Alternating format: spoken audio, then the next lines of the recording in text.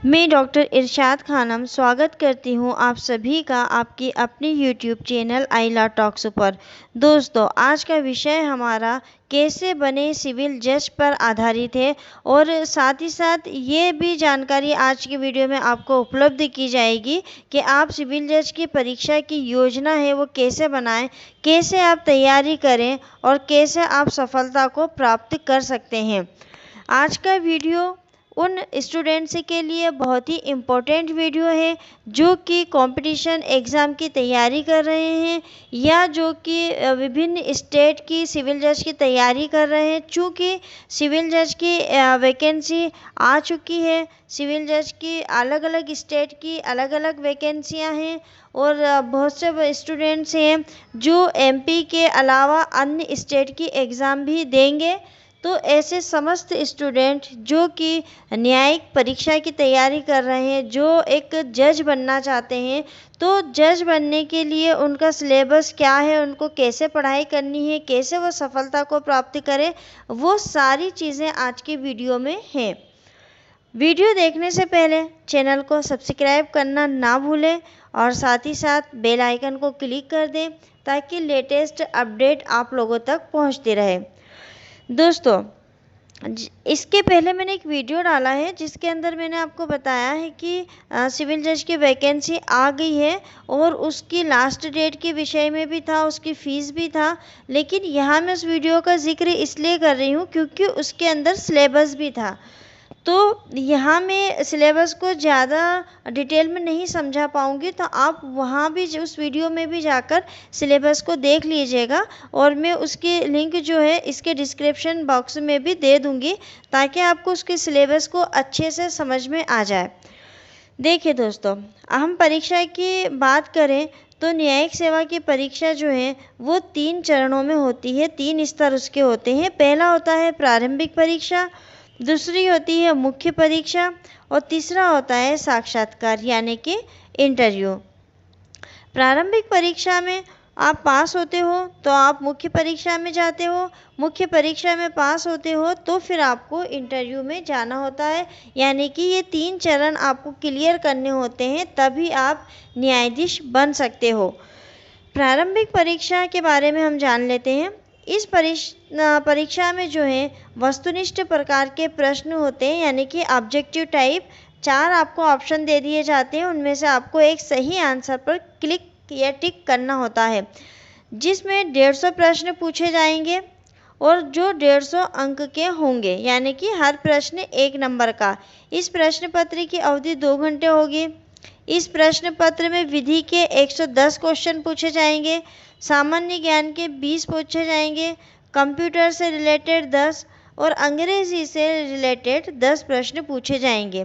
सभी प्रश्न जो हैं वो वस्तुनिष्ठ होंगे यानी कि ऑब्जेक्टिव टाइप के होंगे। ये हो गई हमारी प्रारंभिक परीक्षा। अब हम करते हैं मुख्य परीक्षा की बात। प्रारंभिक परीक्षा में सफल उम्मीदवार मुख्य परीक्षा में बैठते हैं। अगर प्रारंभिक परीक्षा आपने पास कर ली तो ही आप मुख्य परीक्षा में बैठ सकते हैं। मुख्य परीक्षा में कुल 4 प्रश्न पत्र होंगे। प्रथम और द्वितीय प्रश्न पत्र एक साथ और तृतीय और चतुर्थ प्रश्न पत्र एक साथ दिए जाएंगे।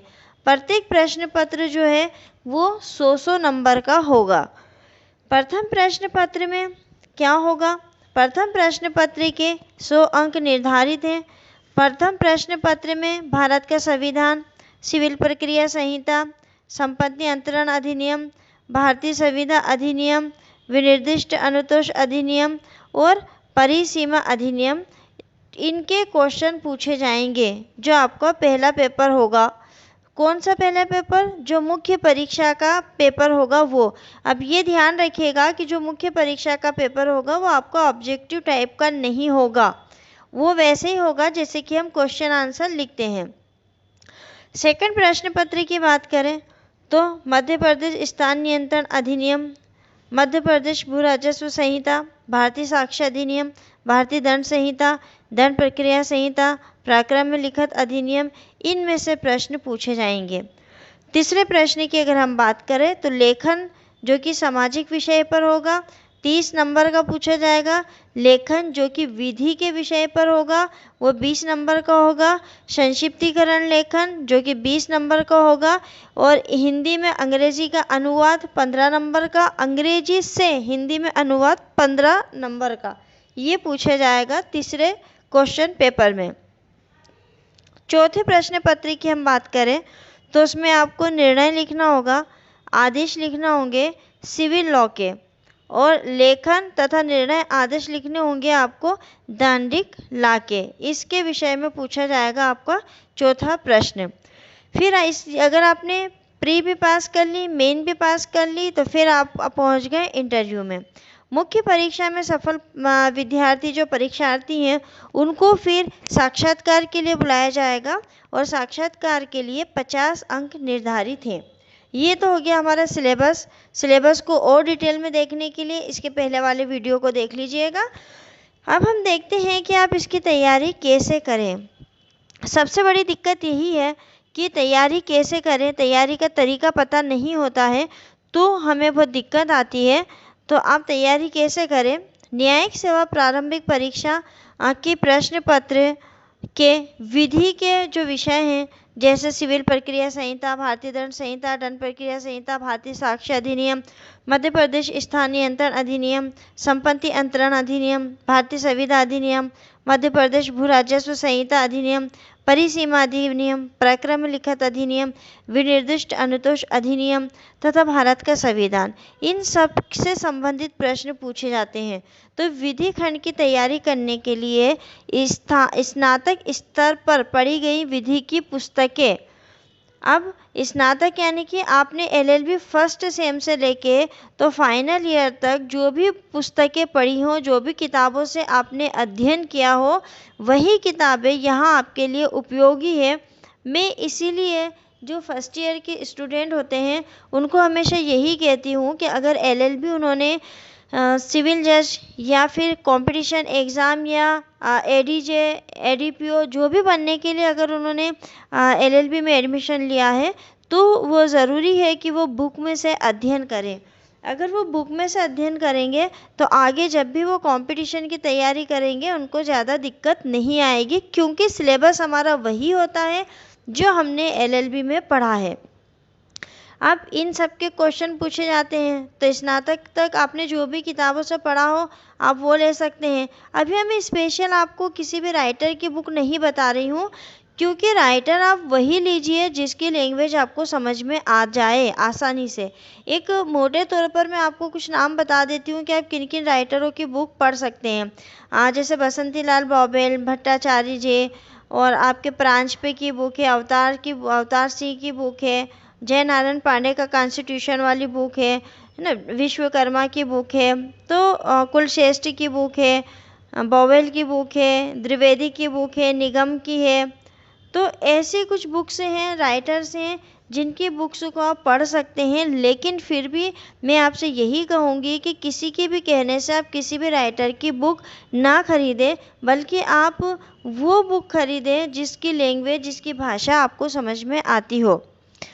तो आप ये सारी जितनी भी बुक्स हैं, बुक्स का अगर अध्ययन करेंगे तो आपके लिए एग्ज़ाम थोड़ी सी इजी रहेगी। इसके साथ ही आप बियर एक्ट को भी पढ़ें।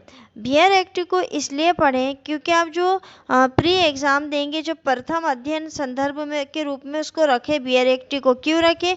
क्योंकि जो आपकी प्रारंभिक परीक्षा है वो ऑब्जेक्टिव टाइप की होना है, वो डिटेल में नहीं होना है, डीप में नहीं होना है। तो क्वेश्चन जो पूछे जाएंगे वो बियर एक्ट की लैंग्वेज के ही पूछे जाएंगे और शॉर्ट क्वेश्चन होंगे। तो आप उसको इसलिए कहा जाता है कि आप बियर एक्ट को पढ़ें। लेकिन बुक्स से डिटेल में पढ़ने से आपको ये फ़ायदा होगा कि मेन एग्ज़ाम की तैयारी आपकी अच्छे से हो जाएगी, क्योंकि प्री के बाद मेन एग्ज़ाम के लिए समय बहुत कम बचता है। तो इसलिए आप बुक्स से पढ़िए और बियर एक्ट जो है उसको भी आप देखिए।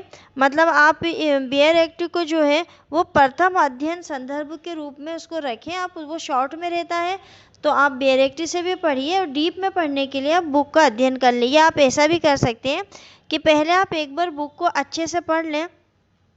बुक से पढ़ने में आपको बहुत सारी चीज़ें क्लियर हो जाएंगी क्योंकि डिटेल में होता है। फिर उसके बाद आप बियर एक्ट को पढ़ सकते हैं। इसके साथ ही प्रतियोगिता निर्देशिका के सिविल न्यायाधीश वर्ग 2 की प्रारंभिक परीक्षा के नोट्स भी उपयोगी रहेंगे। तैयारी के दौरान प्रमुख न्यायाधीशों के निर्णय से संबंधित जो भी नवीनतम जानकारी है उसको भी आप पढ़ें। करंट के जो केसेस है जिसमें कि सुप्रीम कोर्ट, हाई कोर्ट कोई भी डिसीजन दे रहा हो, कोई डायरेक्शन दे रहा हो, आप उसको भी देखिए।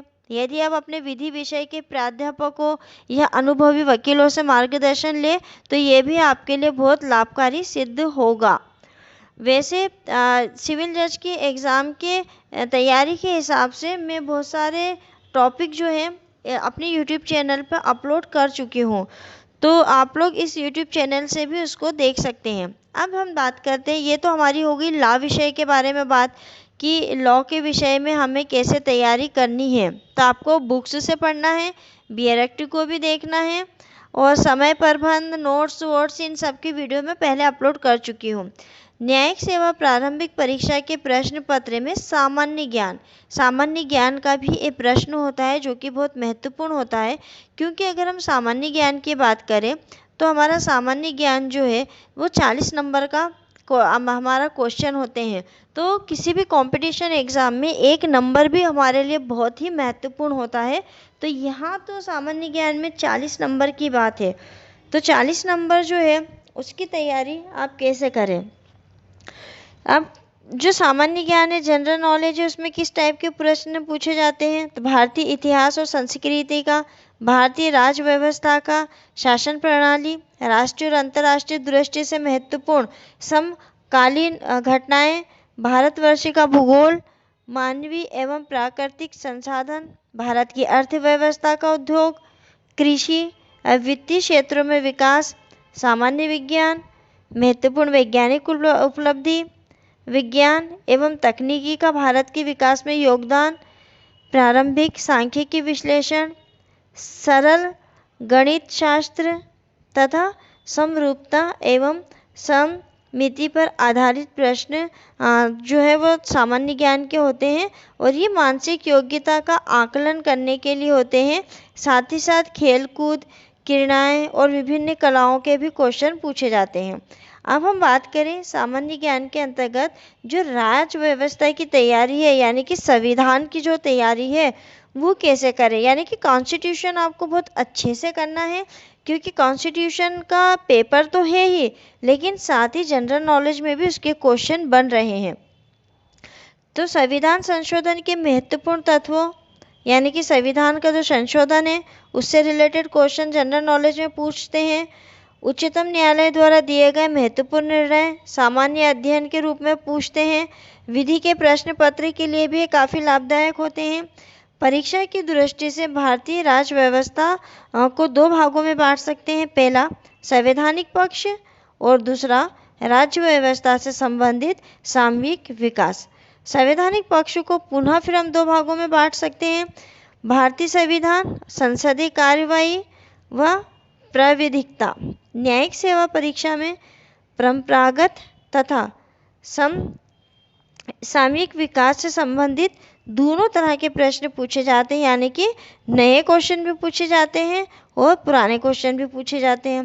राज्य व्यवस्था के अंतर्गत क्या क्या पूछ सकते हैं, वो मानवाधिकार के क्वेश्चन पूछ सकते हैं, राज्य के नीति निर्देशक तत्व पूछ सकते हैं, जो नागरिकों को मूल कर्तव्य दे रखे हैं वो उसके बारे में पूछ सकते हैं, हमारी कार्यपालिका के बारे में क्वेश्चन हो सकता है, आर्थिक प्रक्रिया के बारे में क्वेश्चन हो सकता है, जैसे कि बजट है। तो बजट में आपके जो विधेयक है, जैसे वित्तीय विधेयक है, धन विधेयक है, इसके क्वेश्चन पूछ लेंगे जनरल नॉलेज में।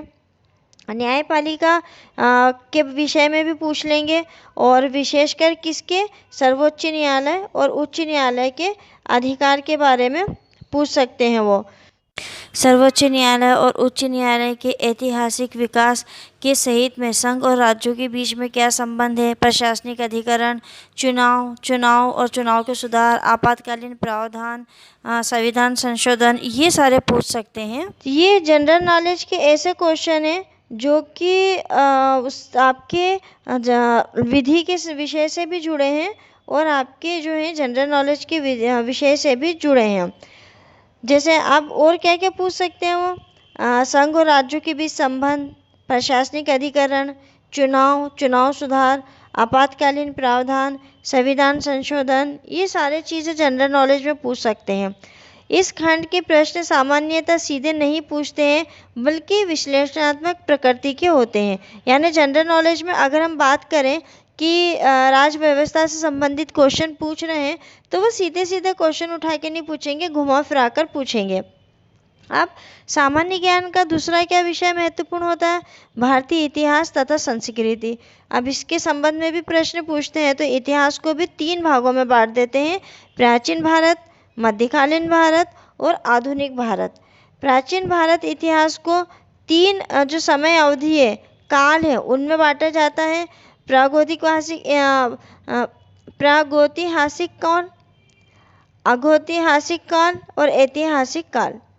प्रागैतिहासिक काल व ऐतिहासिक काल से प्रायः महत्वपूर्ण जो पुरातात्विक स्थल होते हैं उनके बारे में पूछा जाता है, जो पुरानी वस्तुएं प्राप्त होती है उनके बारे में पूछा जाता है। और ऐतिहासिक काल में मुख्यतः क्या पूछते हैं? सामाजिक सांस्कृतिक पहलू के बारे में पूछा जाता है। विशेष रूप से क्या पूछते हैं? सामाजिक परिवर्तन के इतिहास के द्वारा ये क्वेश्चन बनते हैं कि समाज में किस प्रकार से परिवर्तन हुआ। शिक्षा के स्रोत पूछ लेते हैं, कला एवं स्थापत्य तथा धार्मिक जीवन का विकास पूछ लेते हैं और इस अवधि में राजनीतिक इतिहास का भी अध्ययन करना चाहिए। मध्यकालीन भाग में क्या पूछ सकते हैं? वो इतिहास के साथ साथ संस्कृति के भी कुछ प्रश्न पूछ लेते हैं। इस काल के साहित्य, चित्रकला, स्थापत्य शैली, तकनीकी उपलब्धि की विस्तृत सूची बनाकर आपको अपने पास रखनी चाहिए ताकि आप इसको अच्छे से समझा सको। आधुनिक इतिहास सबसे महत्वपूर्ण तथा सर्वाधिक अंक देने वाला भाग होता है क्योंकि आधुनिक इतिहास जो है वो थोड़ा सा इजी होता है। इस पर विशेष ध्यान आपको केंद्रित करना होगा। स्वतंत्रता संग्राम की महत्वपूर्ण घटनाओं का अध्ययन आपको लाभ प्राप्त करेगा इस एग्ज़ाम में। और सामान्य ज्ञान के जो प्रश्न हैं उसमें सामान्य विज्ञान जो है उसका भी एक महत्वपूर्ण विषय या खंड इसमें सम्मिलित है। सामान्य विज्ञान में कौन कौन से क्वेश्चन बन सकते हैं? भौतिकी के, रसायन के, जीव विज्ञान के संबंधित प्रश्न पूछते हैं। प्रारंभिक परीक्षा के लिहाज से कोशिका, वनस्पति क्रिया विज्ञान, परिसंचरण तंत्र, श्वसन तंत्र, उत्सर्जन तंत्र, तंत्रिका तंत्र, जनन तंत्र, अंतःस्रावी तंत्र, आनुवंशिकी की स्वास्थ्य संगठन, पोषण, जोड़ व मांसपेशियां, स्वास्थ्य व रोग महत्वपूर्ण टॉपिक होते हैं। इसी तरह विज्ञान और प्रौद्योगिकी सामान्य अध्ययन का महत्वपूर्ण भाग है। इसमें तकनीकी पहलू व अवधारणाएं प्रमुख होती हैं। इस खंड में जैव प्रौद्योगिकी एवं अंतरिक्ष प्रौद्योगिकी से संबंधित प्रश्न होते हैं। यानी कि कुल मिला के आपसे जो क्वेश्चन पूछे जाते हैं वो इतिहास, अर्थशास्त्र, राजनीति शास्त्र, इन सब से मिले जुले क्वेश्चन होते हैं। सामान्य ज्ञान का फिर और क्वेश्चन जो बनता है वो किस में से बनता है? अर्थव्यवस्था में से। और भारतीय व विश्व अर्थव्यवस्था में हुई पहल, उसका विकास, समीक्षात्मक विश्लेषण, इन सब के बारे में क्वेश्चन बनता है। इसके अंतर्गत अर्थव्यवस्था की प्रकृति कैसी है, पूंजी निर्माण कैसे होता है, राष्ट्रीय आय कितनी है, आय का वितरण कैसे होता है, भारत में नियोजन क्या है, संरचनात्मक सुधार, खाद्य सुरक्षा, सार्वजनिक वितरण प्रणाली, औद्योगिक नीति, औद्योगिक ऋणता, भारत का विदेश व्यापार, भुगतान संतुलन, मुद्रास्फीति, भारत में बैंकिंग प्रणाली तथा राजकोषीय ढांचा प्रमुख बिंदु हो सकते हैं। देखिए ये तो वीडियो थोड़ा सा बड़ा भी है, सब्जेक्ट आपको शायद सुनने में अजीब सा भी लग रहा होगा, लेकिन ये मुख्य बिंदु मतलब मैं आपको वो टॉपिक बता रही हूँ जनरल नॉलेज में भी जो एग्ज़ाम के हिसाब से बहुत महत्वपूर्ण है।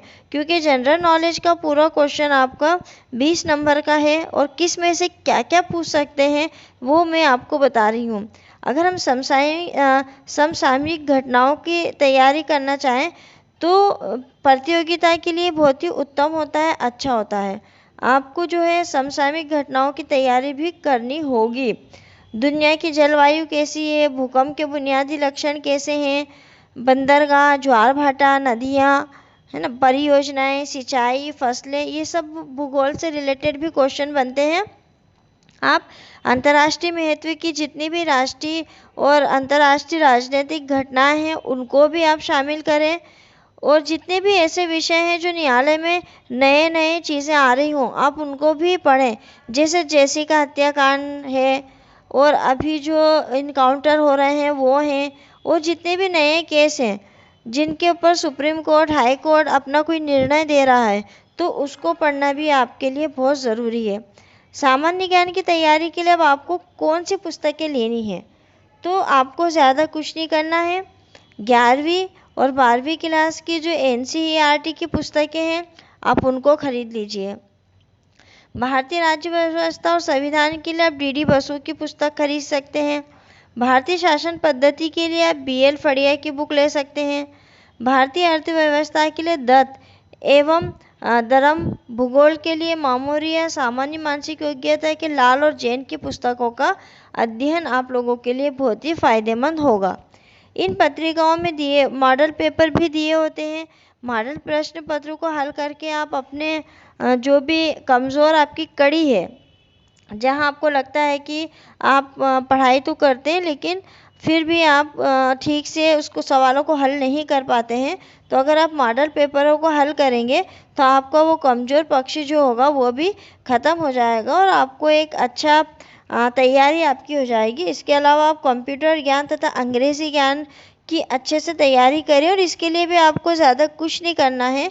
आप जो है 5th क्लास से लेकर तो 12th क्लास तक की जितनी भी इंग्लिश और कंप्यूटर से रिलेटेड बुक है केवल उनको भी देख लें तो आपको काफ़ी कुछ सीखने को मिल जाएगा। वे सभी युवक युवतियां जो न्यायिक सेवा परीक्षा के माध्यम से सिविल न्यायाधीश के प्रतिष्ठित पद पर चयनित होने का सपना सजाकर बैठे हैं, उन लोगों को ये चाहिए कि वो मेहनत करें, आत्मविश्वास के साथ संकल्प लें, अच्छे से अच्छे संदर्भ वाली बुक्स का अध्ययन करें, खूब मेहनत करें